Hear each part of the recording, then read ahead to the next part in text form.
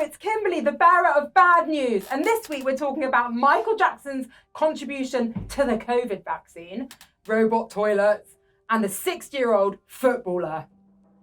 Right, nearly $27 million was seized from the president of Equatorial New Guinea, and this will be spent on COVID-19 vaccines for the country. That was confirmed by the Department of Justice, said in a statement this week. Assets confiscated included luxury cars, a pair of $275,000 worth of jewel-encrusted gloves owned by Michael Jackson.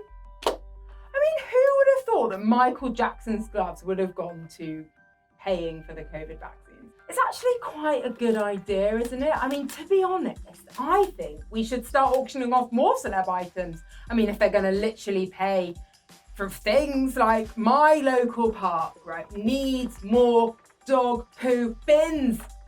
Maybe Harry Styles can auction off some of his flares to help pay for that. Or how about we sell George Michael's lawnmower and that money can go towards cleaning up graffiti? Or we raise money by selling Prince's Nespresso machine and giving the money to me to buy my own Nespresso machine. Anyway, the possibilities are literally endless. So over the last decade or so, we've been introduced to everything smart. Smartphones, smart watches, smart home devices. But now it's time for smart toilets. Yeah. Research professors are working on toilets that use sensors and artificial intelligence to analyse waste.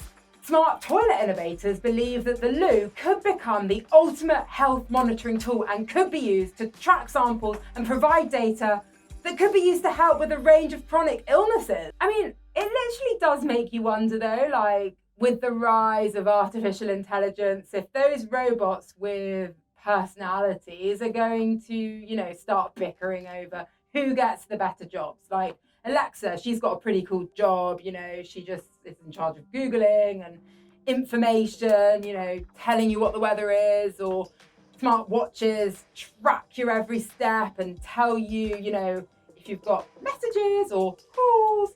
And smart doorbells, they just have to look at who's walking through the door. They're all nice little jobs. Smart toilets, however, their whole job is literally to look at your poo. A shit job, if you like. I feel like there's going to be a robot uprising and these smart toilets will enslave humans and make us stare at our excrement all day. Oh my God, as much as it sounds like a good idea, maybe we should just stop relying on robots, guys, to tell us how to live. I am perfectly capable of knowing, when to eat more fibre in my diet without a robot looking at my ass. Right, if they do go ahead with smart toilets, I really hope that they call the app crap.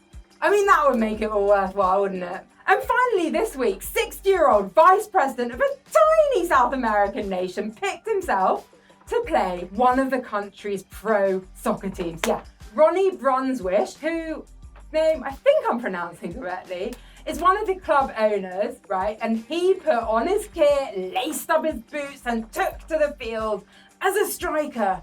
Yeah, 60-year-old. He even gave himself a captain's armband for the match and played at the Ronnie Brunswick Stadium, which is, you guessed it, named after the man himself. They did lose 6-0, and I'm not sure that being 60 years old and playing yourself in your own football team is confidence or utter delusion. Literally, imagine Boris Johnson deciding to go and step out alongside Cristiano Ronaldo for a Manchester United match, or, have to go and take part in an Olympic event. Now, that would be actually traumatizing. I can't get the idea of Boris Johnson hurtling out of my mind. God.